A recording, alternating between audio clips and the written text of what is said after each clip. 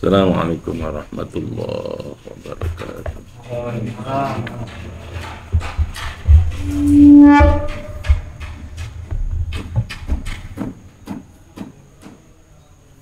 Bismillahirrahmanirrahim. Rabbi shrah li sadri wa yassir li amri wa hlul 'uqdatam min lisani yafqahu qawli. Subhanaka la ilma lana illa ma 'allamtana innaka alimul hakim. Amma ba'd.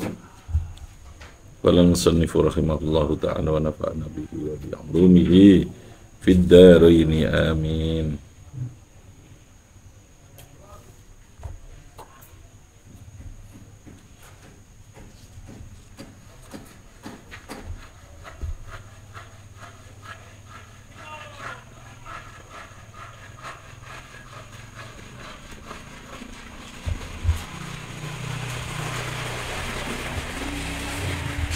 Fala'allaka bakhi'un nafsaka 'ala atharihim. Fikul khayati awil ahkami. Dari ayat yang kita baca dalam surat Kahfi, ayat 1 sampai ayat ke-8. Fikih yang terkandung di dalam surat Kahfi ayat 1 sampai 8 adalah sebagai berikut. Fikul hayati awil ahkam. Fikih tentang kehidupan, awil ahkami atau tentang beberapa hukum. Al-Bakhat menjelaskan sopo opo al-ayatu piro-piro ayat.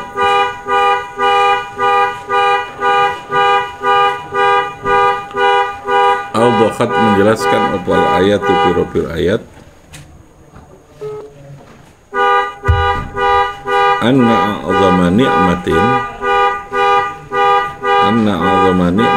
sesungguhnya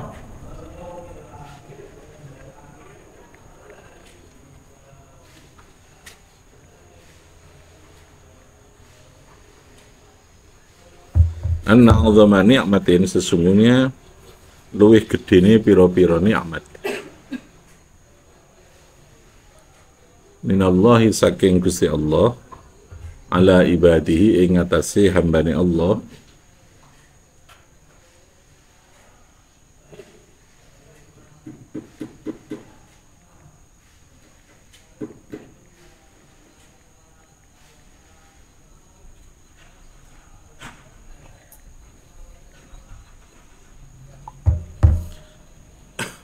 anna 'azama ni'matin sesungguhnya luwih gedene pira-pira nikmat ala ibadihi ing atase hambane Allah iku inzalul Qur'anul Karim. Ini ya, menurunkan Al-Qur'anul Karim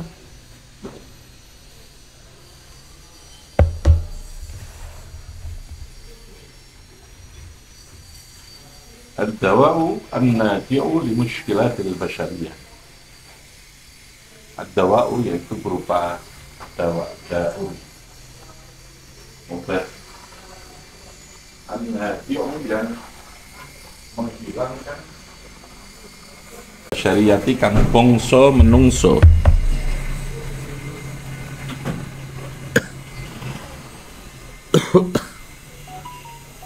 Wal munkidhu minadh-dhulumati wal munkidhu lan yang menyelamatkan minadh-dhulumati saking piro-piro kegelapan. Munkidh ilan nuri maring cahaya. Itu sisi Al-Qur'an ya. Wal haqqu al-adlu. Wal haqqu dan kebenaran, al-adlu kang adil. Wal haqqu lan kebenaran, al-adlu kang adil, al-mustaqimu kang lurus. Al-mustaqimu kang lurus, alladzi kang la wijaja fihi, tidak ada bengkok iku maujud. La yang wijaja, tidak ada bengkok iku maujud fihi ing dalam Al-Quran. Walat tiwa'ah, nanti kesini tidak ada itiwa ya sama bengkong. Walat tiwa'ah lan ora ana bengkong iku maujud di dalam Al-Quran. Tiwa.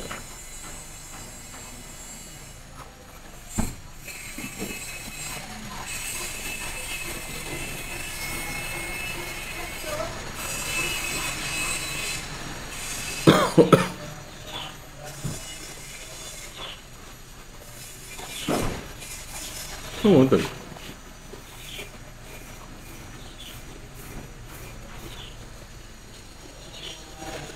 Wa muhimmatuhu aidan indzarul kafirin wa takhwifihim bil adzabish syadid fi nari jahannam. Lan termasuk salah satu peran, muhimmah itu peran, concern ya. Fokus Al-Quran adalah indzarul kafirin, memperingatkan orang kafir, wa takhwifihim lan meden-medeni, memperingatkan sama al-kafirin bil adzabish syadidi fi nari jahannam wan nikali fid dunya, mereka diberikan hukuman di dunia, wa khususan al-musyrikina alladzina ittakhadhu lillahi waladan, terutama pada mereka orang musyrik yang menjadikan Allah sebagai mempunyai anak. Wa hum kuffarul arab alladzina qalu al-malaikatu banatullah. Orang kafir Quraisy itu mereka mengatakan bahwa malaikat itu adalah banatullah. Nah, itu yang Allah akan memberikan hukuman yang sangat besar. Wal yahud alladzina qalu, dan orang Yahudi yang berkata Uzair ibnullah. Uzair ibnullah. Wan nasara alladzina qalu, orang Nasrani yang berkata Al-Masihu ibnullah. Masihu ibnullah. Wala dalila, dan tidak ada dalil iku maujud lahum ketui alladzina kafaru atau musyrikin atau kafirin. Wala li aslafihim, dan juga tidak ada dalil bagi para pendahulunya. Aslafim itu mereka yang hidup sebelumnya. Alama yaquluna, atas sesuatu yang berkata. Alama ing atas barang yaquluna yang berkata. Sopo aslafihim. Wadil kau tay mengkuno kalimah. Iku kalimatu kabiratil ismi, kalimat yang sangat besar dosanya. Sadidatus syina'ah, yang sangat buruk. Azimatul jirmi, yang besar resiko al-jirmi, efek atau akibatnya sangat besar akibatnya. Oke, itu yang pertama ya. Jadi dalam surat ini, ayat ini Allah menjelaskan tentang posisi Al-Quran yang menjadi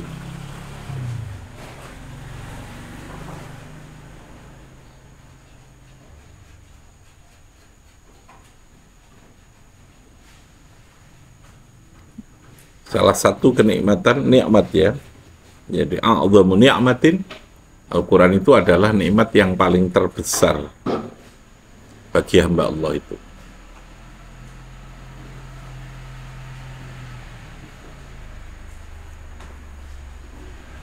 Karena Al-Quran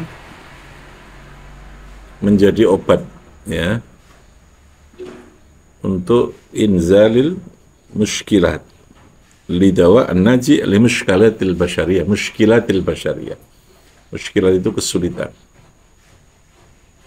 Jadi problem, kesulitan kehidupan itu salah satu solusi atau jalan keluar terhadap permasalahan itu sudah ada di dalam Al-Quran. Ada di dalam Al-Quran. Mushkilatil basyariyah. Mushkilat itu ya problem kemanusiaan lah gitu ya. Itu solusinya ada di dalam Al-Quran.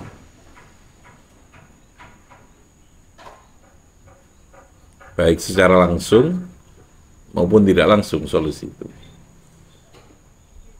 Yang tidak langsung itu diserahkan kepada akal manusia untuk memberikan uraian, penjabaran gitu ya. Mushkilatil basyariyah itu.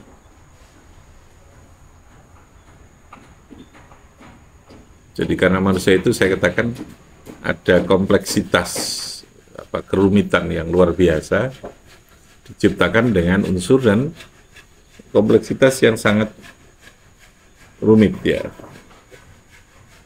Maka di tengah kerumitan itu diperlukan adanya panduan, adanya pedoman yang bisa mengurai terhadap adanya problem yang ada pada kehidupan manusia itu.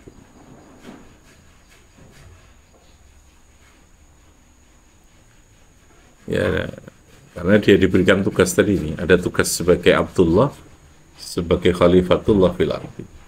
Kalau yang lain kan tidak ada tugas, dia hanya diciptakan, ya sudah. Tugas itu tidak seperti pada manusia ini. Maka karena ada dua tugas yang pokok tadi ini sebagai hamba Allah, yang kedua sebagai Khalifatullah itu, maka manusia diciptakan dengan unsur dan struktur yang berbeda dengan makhluk yang lain. Malaikat itu semua unsurnya tunggal, hampir semua makhluk selain manusia ini semuanya tunggal, dan saya katakan sudah selesai, sudah final. Malaikat itu tunggal, dia hanya diciptakan dengan standar yang tunggal. Tapi kalau manusia ini kan standarnya kompleks, ukuran-ukuran hidup itu menjadi tidak satu, jadi banyak, gitu. Bervariasi macam-macam. Ada akal, ada nafsu, ada senang, ada cinta, ada ego, ada macam-macam. Lalu ada ambisi, ya, ada keserakahan dalam diri manusia. Itu semua kompleks ada di sana. Kalau selain manusia tidak ada serakah itu. Binatang itu serakah tidak ada. Paling dia ya butuh makan ya warga wis. Gitu. Golek mana gitu Pak. Tapi manusia karena kebutuhan yang tidak terbatas, maka andai kata dunia ini dikasihkan semua isi dunia ini pada manusia, satu saja seorang manusia, dia tidak akan pernah mencukupi. Karena dia akan terus membutuhkan itu. Nah, kompleksitas ciptaannya dalam kondisi yang softwarenya maupun hardwarenya yang macam-macam itu, ini membutuhkan adanya panduan, pedoman, dan Al-Quran itu menjadi pedoman yang sudah diciptakan oleh Allah atau dikendaki oleh Allah untuk menjadi pedoman yang bisa menyelesaikan terhadap problem kehidupan itu. Makanya untuk melakukan segala sesuatu menjadi baik, kita akan bisa pas ya mengambil keputusan dan langkah apapun dalam hidup ini yang baik, maka kita harus memahami tentang substansi manusia itu siapa gitu loh. Substansi manusia itu siapa? Ya tentu pertama harus kita melihat diri kita sendiri dulu kan. Jorok ini kita harus paham dulu, harus arafah nafsah, harus mengenal secara detail diri kita ini siapa. Sampai pada potensi, sampai pada macam-macam. Lalu memahami orang itu kayak apa. Sehingga dari situ kita akan pas mengambil keputusan untuk membimbing, mendidik, memberikan penghargaan, menghukum, ya. Keputusan untuk memberikan sesuatu, mengajak melakukan sesuatu. Apa saja yang kita lakukan ketika kita paham secara tepat, bisa memahami secara tepat terhadap keberadaan manusia dengan segala perbedaan yang dimiliki, kita paham, nah insya Allah melangkah itu menjadi gampang, menjadi tepat lah, menjadi pas itu. Tidak akan terjadi kebijakan yang muspro ya. tidak akan melakukan sesuatu yang lalu mubadzir. Mubadzir itu sia-sia, berlebihan, yang tumpah-tumpah dalam caranya, yang tidak kita perlukan lalu kita paksakan untuk dilakukan.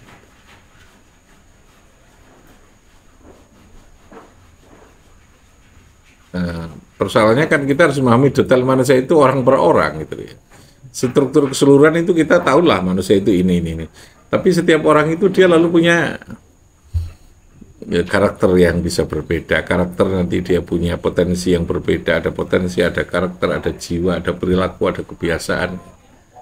Kan kompleks toh? Kompleks. Makanya seringkali kegagalan itu diawali ketidakmampuan kita memahami. Oke lah, tidak secara utuh. Kalau paham secara utuh mungkin kita agak rumit ya. Minimal memahami sekian persen lah. Dari orang, dari diri kita dan orang yang sedang berada dengan kita, yang akan kita hadapi. Nah, insya Allah itu akan lebih mudah. Nah, pedoman utamanya adalah Al-Quran. Al-Quran telah memberikan solusi, baik secara mubasyiran, mubasyir itu langsung, panduannya itu jelas, kamu sholat telah sholat sekian, kamu ini zakat telah ini panduan jelas. Kalau menolak kamu sedekahlah gitu. Tapi ada sekian yang oleh Al-Quran memang diserahkan pada pilihan kita ini. Nah, di situ dibutuhkan kemampuan untuk menjabarkan dengan baik apa yang menjadi pesan Al-Quran itu. Ini kayak tadi itu, mubadzir, muspro, bahkan lalu kontraproduktif gitu ya, niat apik tapi malah jadi ora apik, ibarat tuh ngombe obat, ngombe jamu karo ben sehat tapi malah jadi loro gitu karena salah dalam ngombe. Kita tidak tahu ukuran, nah itu tadi standarisasi yang kita butuhkan seberapa gitu. Oh, di situ rumit, harus punya ilmu semua sehingga kita jangan menganggap kehidupan itu sederhana. Enggak. Sederhana itu kalau kita paham itu pada semuanya. Prinsip dasarnya kita pahami baru kita akan.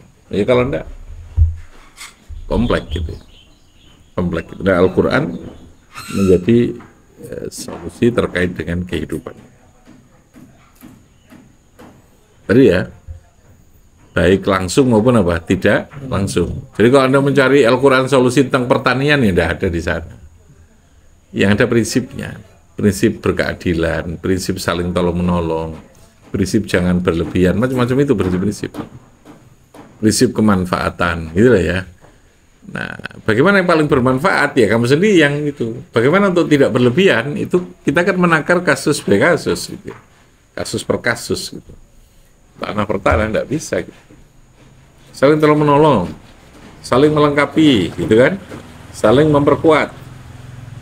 Sehingga tidak boleh terjadi monopoli. Kebijakan kan begitu mesti. Tidak boleh terjadi eksploitasi terhadap tanah. Tidak boleh terjadi oversupply. Di mana kita menanam lalu sakar PDW enggak. Ya harus saling melengkapi itu kan berarti kebijakannya harus jadi zonanisasi kalau dalam istilah kebijakan. Mana yang harus itu tanah untuk ditanami pertanian yang harus pertanian untuk tembakau, mana untuk padi, mana untuk yang namanya tebu, kan jelas. Ya, mana untuk buah-buahan? Ya kalau kurang kan tidak mungkin mendetailkan zonalisasi loh. Itu afala takdir itu kita diberikan mandat untuk melakukan penjabaran itu dengan mana? Dengan akal kita. Jadi kalau ditanya, katanya Al-Quran solusi dalam kehidupan, mana ada Quran? Tidak ada persoalan pertanian, tidak ada persoalan teknologi yang menyangkut tentang dirgantara, tidak ada teknologi yang menyangkut ini. Ya kalau itu Al-Quran hanya menyuruh kamu gunakan akal kamu. Al-Quran hanya memberikan prinsip-prinsip yang menyangkut tentang kehidupan, yang menyangkut tentang kehidupan sosial, kehidupan teknologi dan sebagainya.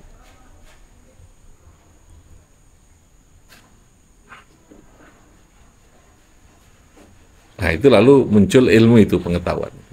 Sehingga kalau kita ditanya, apakah betul Al-Quran menjadi solusi dan konflik kehidupan? Iya.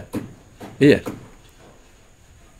Orang berbicara apa saja, meskipun detailnya itu menurut logika dan pikiran kita yang kita melahirkan, tapi prinsipnya tidak keluar dari itu, gitu loh ya. Kita berbicara politik, coba. Apa prinsip dalam politik? Dalam politik prinsipnya kan harus berkeadilan, musyawarah, kesepakatan, aspiratif, memahami. Ya, kan prinsip-prinsip itu. Jangan membebani, jangan mempersulit birokrasi, itu politik kebijakan. Itu kan prinsipnya sudah ada di dalam Islam. Yassiru wala tu'assiru. Allah menganjurkan, bikin mudah, jangan terlalu mempersulit. Ya, contoh itu prinsip-prinsipnya. Tapi lalu kemudian itu dijabarkan di breakdown menjadi kebijakan berupa undang-undang, berupa PP. Ya monggo, itu urusan pilihan kamu ya. Tapi semua undang-undang, semua peraturan yang kamu bikin, semua kebijakan yang diterapkan, jangan keluar dari prinsip tadi ini. Itu lah maksudnya begitu. Maka sekali lagi, kita harus yakin betul, ini yang kata kuncinya ya, bahwa Al-Quran itu adalah menjadi apa? An-naji ad-dawa'u an-naji'u li mushkilatil basyariyah. Al-Quran adalah menjadi obat, menjadi jalan keluar, menjadi solusi atas semua mushkilatil basyariyah, atas semua problem. Mushkilat itu problem, keruwetan yang terkait dengan kemanusiaan. Nah, itu tadi ya. Solusinya harus lengkap.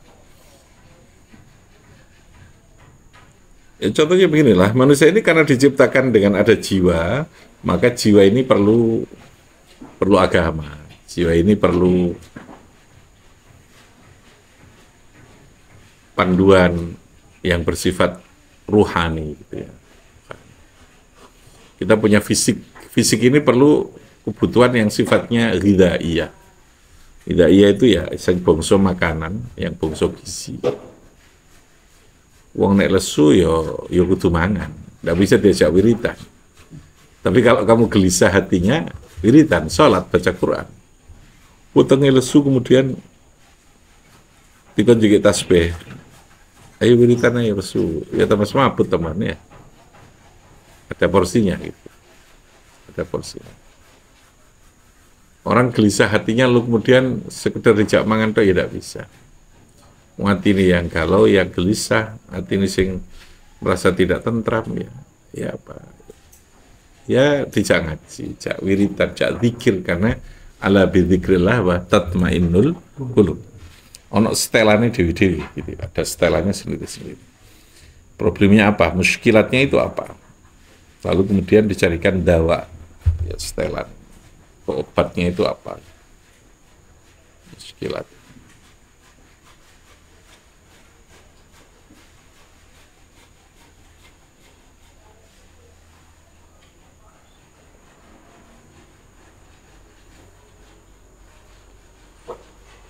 Oke, itu Al-Quran. Oke, lalu tadi konsen anukan wala yaghtaronna wala yaghtaronna ightarra yaghtarru wala yaghtaronna lan ojo tertipu temenan sapa ahadun seseorang di dunia wa ma fiha. Tertipu itu tidak boleh. Dunia harus kita taklukkan, harus kita kendalikan. Jangan dibalik ya. Jangan kita dikendalikan oleh dunia. Ya, harta, kedudukan itu harus kita taklukkan untuk kepentingan kita beribadah, kepentingan kita menjadi Abdullah, kepentingan kita menjadi Khalifatullah. Ojo dibalik. Kita yang terus tiap hari diada-ada itunya terus ya, diprovokasi untuk mengejar, untuk mencari yang terbanyak.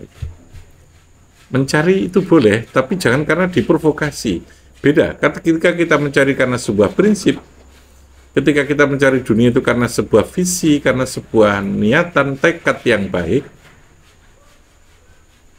maka tentu itu akan jauh menjadi kebaikan. Tapi kalau kita dikendalikan dunia ya sudah, habis itu artinya. Nggak benar gitu, nanti jadinya tidak betul.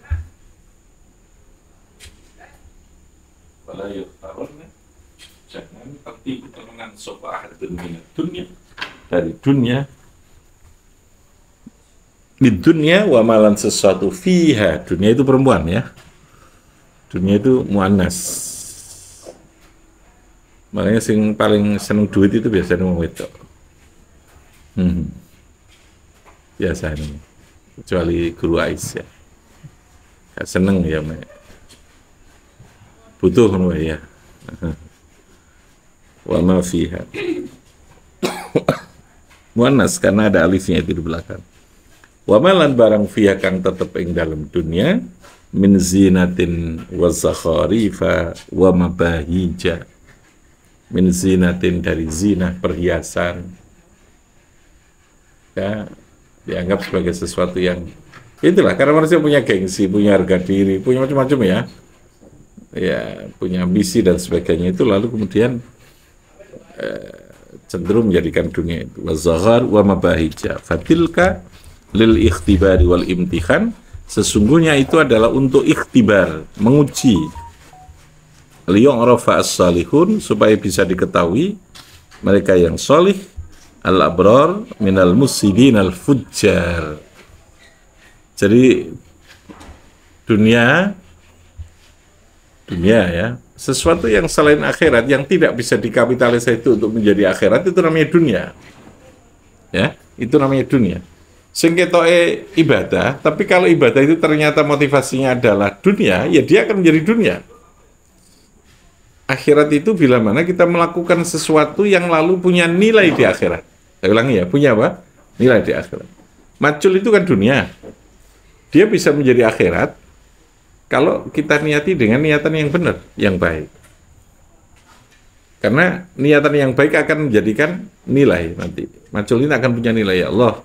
Kalau niki nyambut damel kangge nafkahi anak bojo kula supaya saged ibadah datang panjenengan. Niat ya, motivasi. Meskipun enggak kudu nawa itu ya. Penting macul nawa itu adaan lillahi ta'ala. Ya, tidak perlu begitu. Motivasi itu kan berbeda dorongannya. Kebalikannya, sholat itu kan jelas ibadah ya. Tapi nak sholat kamu dengan sholat supaya kamu nanti bisa dapat rezeki, dapat gampang, dapat duit supaya nanti bisa sukses ini, ya sudah, kamu mungkin dapat sukses dengan sholat itu. Tapi di akhirat ini nggak dapat apa-apa gitu, nggak dapat apa-apa. Maka dunia itu rumusannya kalau dalam pemahaman orang tasawuf, dunia itu apa? Sesuatu yang tidak punya efek, tidak punya nilai dan akibat di akhirat nanti. Kan duit tipet ya, dia tidak punya kemanfaatan ketika kamu di akhirat nanti. Meskipun itu ketoke di dunia itu adalah ibadah.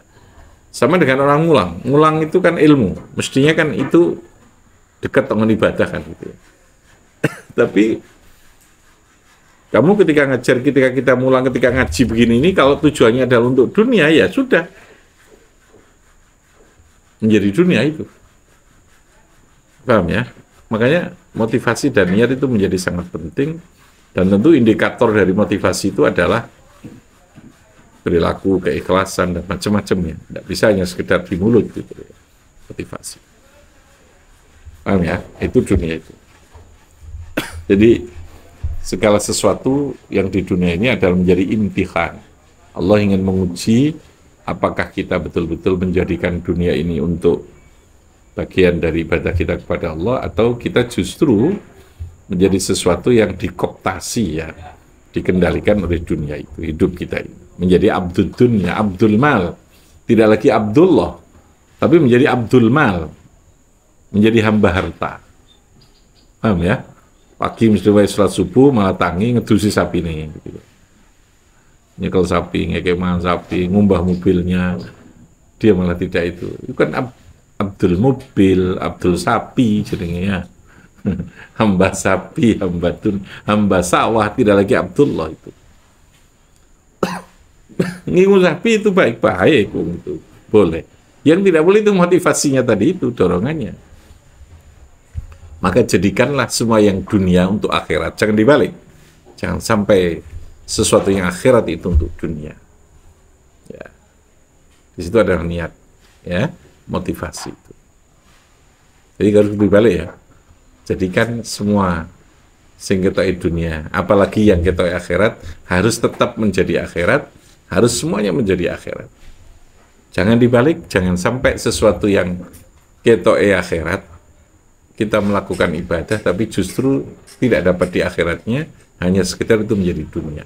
Itu yang dikritik habis-habisan, yang apa istilahnya, ditekankan betul oleh Imam Ghazali dalam tasawufnya, termasuk dalam kitab Bidayatul Hidayah yang paling kecil itu, apalagi dalam kitab Ihya Ulumuddin, untuk menjadikan kita tidak tertipu. Itu Al-Maghrurin dalam konsepnya Imam Ghazali itu orang-orang yang tertipu dalam fata morgana gitu ya. Dia melihat seakan-akan sudah menjadi baik padahal dia belum baik. Ini kan rumit ya, wis dikon ngamal aja sudah susah, lalu kudu dikon ikhlas. Ya tembusannya begitu. Karena hakikatnya bukan amal itu yang dibutuhkan Allah, tapi adalah keikhlasan kamu bahwa semuanya adalah karena lillah, karena tunduk kepada Allah.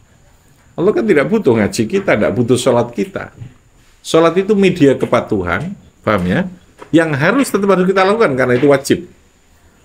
Tetapi bukan pada kerangka lahiriah sholatnya, bukan pada formalitas sholatnya, ya, tetapi pada jiwanya itu.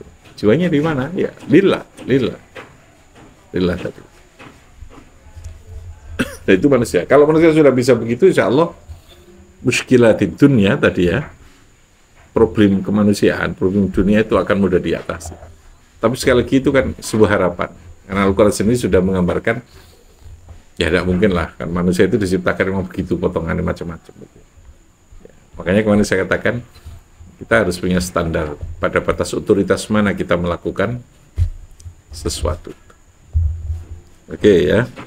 Liyu'rafa as-salihun, supaya diketahui sapa as-salihun wal abrar, al-abrar minal musidina al-fujjar, dari orang-orang yang berbuat kerusakan.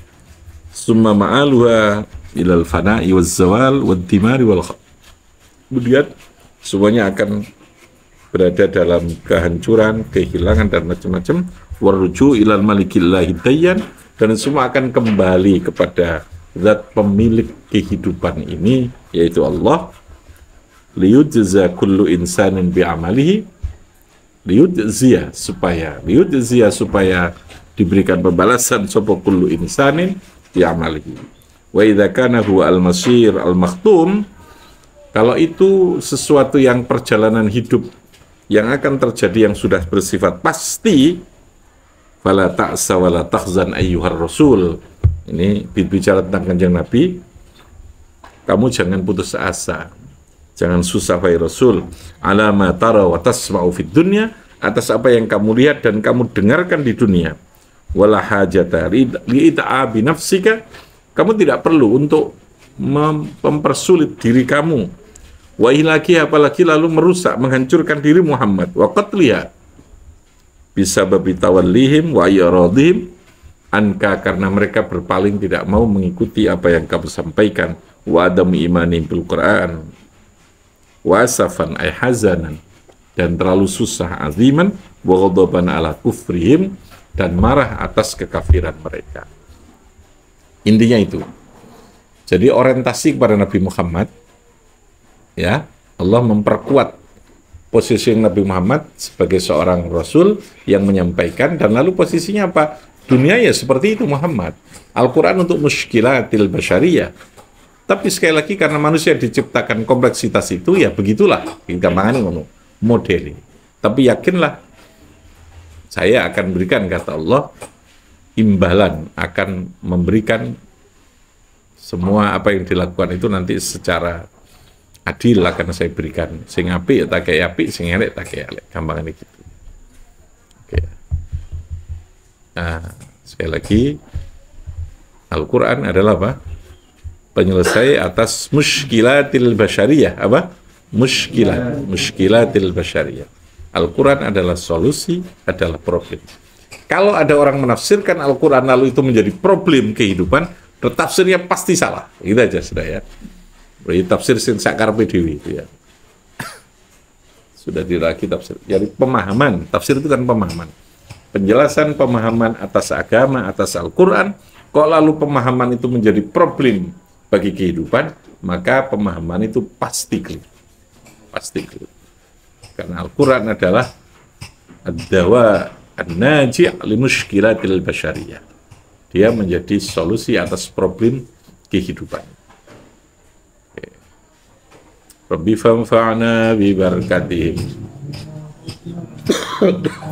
wa amitna fi tariqatihim. Allahumma salli ala Muhammad